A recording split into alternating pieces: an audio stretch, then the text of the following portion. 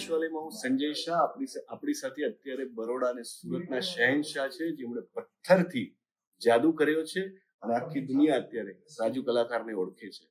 સૌથી સરસ સમાચાર એટલે રાજુ કલાકાર ફિલ્મ તરીકે આવી રહી છે.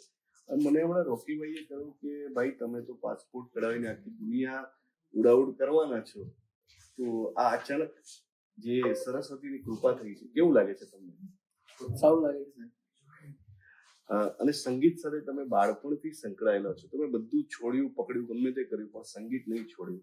તો આજે સરસ્વતીની કૃપા તમારા પર થઈ છે. તમારો કંઈક પરિચય કરાવશો અમારા દર્શકોને?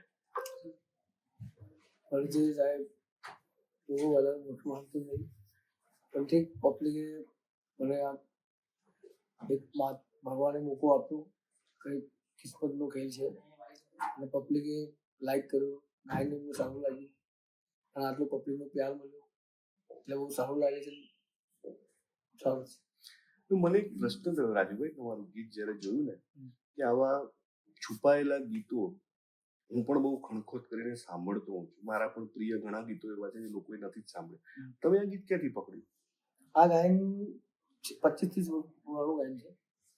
આ જ્યારે આ પિક્ચર આવ્યું ને મૂવીમાં નહીં હતું, આપણે રીલ જે કેસેટ આવતું ને એમાં હું સાંભળ્યું હતું એકવાર. અત્યારે હમણાં થોડા દિવસ પહેલા જ મતલબ આ ગાયને વગાડતો હતો ભાઈ ગાડીમાં, તો સાંભળ્યું.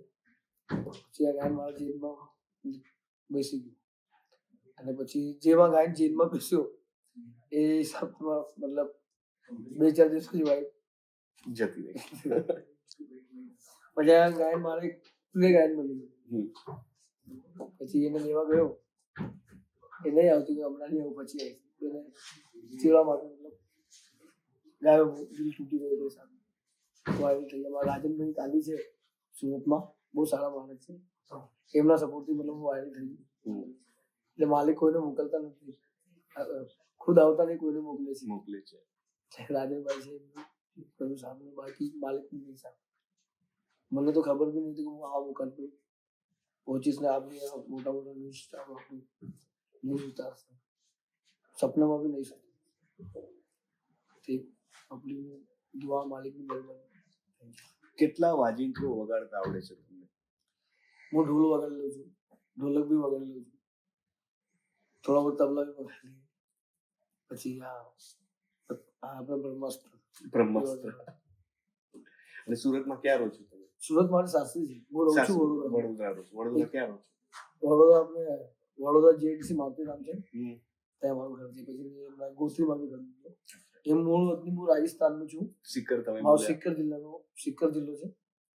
ગામનું નામ બિરાણા છે, તાલુકો નોસલ છે. અને અમારા ભાઈ છે મોટા ભાઈ અમૃતભાઈ બાબુભાઈ. મારા ભાઈને મમ્મી પૂનામાં રહે છે, કાંકરેજ. પેલા હું થઈ ગઈ હતી પણ અત્યારે હું વડોદરા રહું છું. અને આ ફિલ્મ કેવી રીતે તમારા સુધી પહોંચી? પ્લાન કેવી રીતે બન્યો? આ અમારા શંભુભાઈ છે, સુદર્શનભાઈ, એમને જોયું કે આ લોકો આ શું છે ભાઈ, સોશિયલ વર્કનું કામ કરે છે બહુ સારું. તો એમને એવું કે ભાઈ આ અમારો ચાન્સ આવ્યો છે મતલબ, અને એમને પહેલાથી ઓળખે છે મને શું. અને રોકીભાઈ છે, એ કરે છે ડાયરેક્ટર છે, પ્રોડ્યુસર છે આપણે શંભુભાઈ. તો એ માલિકના હાથમાં શું થાય છે, બધું સારું થશે. અહીંયા સુધી થયું તો આગળ પણ થશે જ. અને હવે પેલા ક્યાં જવાનું છે? દુબઈ, થાઈલેન્ડ કે કેનેડા?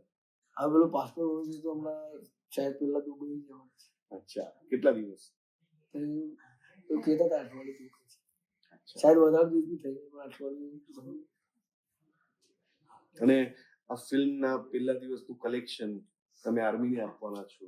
31 દિવ્યાંગજનોના લગ્ન કરાવવાના છો. 21 શંભુભાઈનો અમારો આ પ્લાન છે કે જે મૂવીને જે પેલી કમાઈ ગઈ આવશે મારી ઇન્ડિયન આર્મી છે, કેમ કે આપણે અત્યારે શ્વાસ લઈએ છીએ ગમે તે આપણે ફરીએ. આર્મી ચોમાસું છે, ઠંડી છે, શરદી છે, ગરમી છે, એ તો હું ઢોલ વગાડું, કાશ્મીર ઢોલ વગાડવા જતું હતું પહેલા.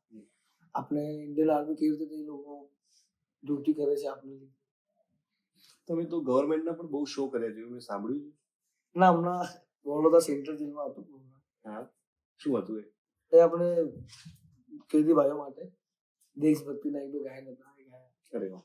मेरा देश प्रेम में आपस में प्रेम करो, देश प्रेम में नफरत की लाठी રફી સાહેબનું लालच का खंजर पर जीत के पीछे मत दौड़ो, मेरे देश के पंछी हो, देश प्रेम हो, आपस में प्रेम करो, देश प्रेम।